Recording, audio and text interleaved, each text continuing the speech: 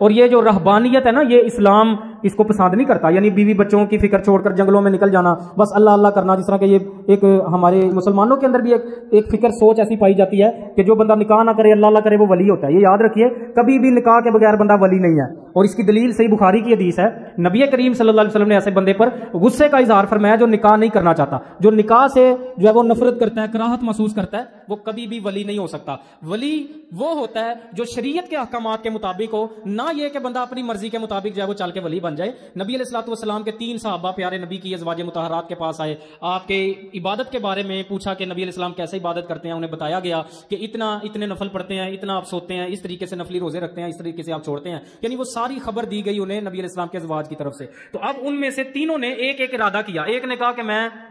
ساری رات نماز پڑھا کروں گا، میں سونا ہی نہیں ہے، کیونکہ نبی علیہ السلام تو سوتے ہیں اور آپ علیہ السلام نفل بھی پڑھتے ہیں، تو چونکہ نبی تو اعلیٰ درجے کا رتبہ رکھتے ہیں، آپ کے تو گناہوں سے اللہ نے آپ کو پاک اور صاف کر دیا ہے، تو ہم کہاں اور نبی کہاں۔ تو یہ سوچ کر ایک نے کہا جی چونکہ نبی علیہ السلام سوتے بھی ہیں، میں نے نہیں سونا، میں نے نفل پڑھنے ہیں۔ دوسرے نے کہا کہ میں نے ہمیشہ جو ہے وہ روزے رکھنے ہیں نفلی، کبھی جو ہے وہ روزہ نہیں چھوڑنا۔ اور تیسرے نے کہا کہ میں نے کبھی شادی نہیں کرنی، بیویوں سے الگ رہنا، نہ بیوی بچے ہوں گے نہ اس کی فکر، نہ بیوی بچے ہوں گے نہ فکر، اللہ اللہ کریں گے ساری زندگی، یعنی اپنی طرف سے اچھی سوچ سوچی۔ لیکن نبی کریم صلی اللہ علیہ وسلم کو جب اس بات کا پتہ چلا تو آپ نے غصے کا اظہار فرمایا کیا تم وہ لوگ ہو، تینوں کو آپ نے طلب فرما کر ان تینوں کو ڈانٹا اور فرمایا کیا تم وہ لوگ ہو جنہوں نے ایسی ایسی باتیں کی ہیں۔ پھر آپ نے فرمایا کہ میں تم سب سے زیادہ اللہ سے ڈرنے والا ہوں، تم سب سے زیادہ اللہ کا خوف رکھنے والا ہوں، لیکن میں نے شادیاں بھی کی ہیں، میری بیویاں بھی ہیں، میرے بچے بھی ہیں، اور میں رات کو سوتا بھی ہوں، میں نفل بھی پڑھتا ہوں، میں روزے نفلی رکھتا بھی ہوں، چھوڑتا بھی ہوں۔ فمن رغب عن سنتی فلیس منی، جس نے میری سنت سے منہ موڑا اس کا مجھ سے کوئی تعلق نہیں ہے۔ تو اب کوئی بندہ سمجھے کہ جی نکاح کے بغیر میں ولی بن جاؤں گا،